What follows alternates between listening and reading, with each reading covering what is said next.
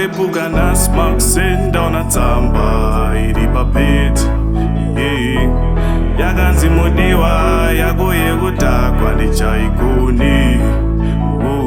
Everyday uchidzoka padenma usiku wakarohwa nebreak.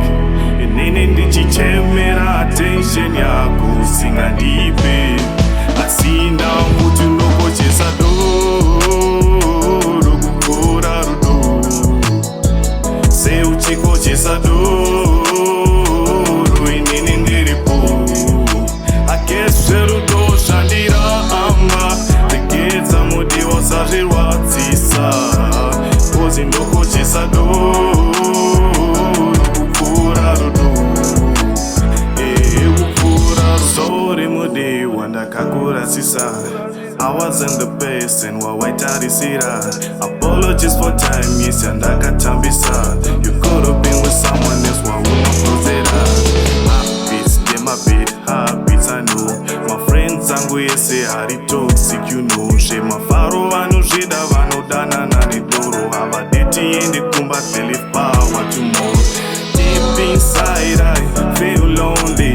Love very more but I don't know how to show it. Guilt and shame hitting me so slowly, knowing you were right when you told me ndokochesa doro kupfuura rudo. Seuchikochesa doro inini ndiripo.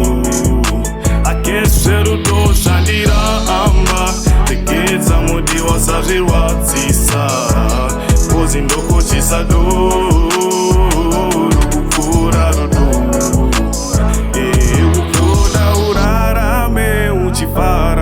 Zvekukuona uchichema zvondirwadza. Anochamuwana mumwe mangwana, achakupa mazirudo akakwana. Hanzi unoswerera mapisi. Baby, I'm just tryna make it out of this mess, yeah. Hands no wants attention to my face. Ipapo aunye my guys on the face page. Ndowaza mafaro kutambisa nguva yako kuita naro. Inini ndinotakwa zvedaro. Kugara hako asi haungofare nini. Ndapepuka nasmak senda na tsamba iri papeti yakanzi mudiwa yako yekudhakwa ndichaigoni.